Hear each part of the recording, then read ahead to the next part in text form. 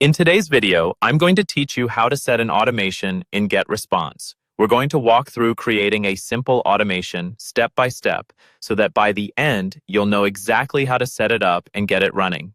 First, log into your Getresponse account and head over to the Tools menu. In the drop-down, look for Automation and click on it. This will open up the main automation section where all of your workflows live.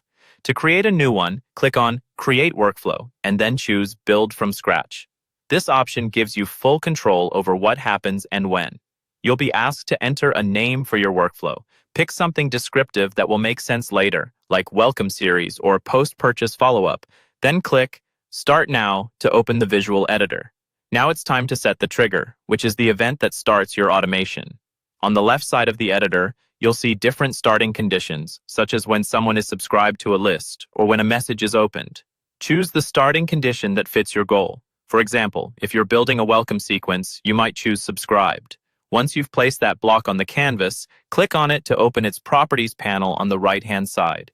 Here, you need to be specific about what should trigger the workflow. Select the exact list or the particular email that will start the automation.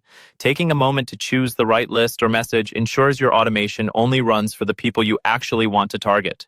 With your trigger in place, you're ready to add actions. On the right sidebar, you'll see elements like Send Message or Wait.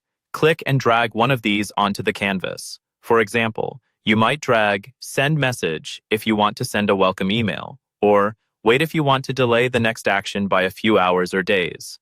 Next, connect your trigger to this new block. To do that, click the gray circle at the bottom of the first block and drag a line to the block you just added. This connection tells Getresponse what to do after the trigger fires. Then, click the new block to set its details, such as choosing which email to send or how long to wait.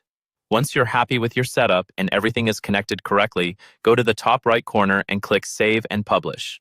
Your automation is now live and ready to start working for you.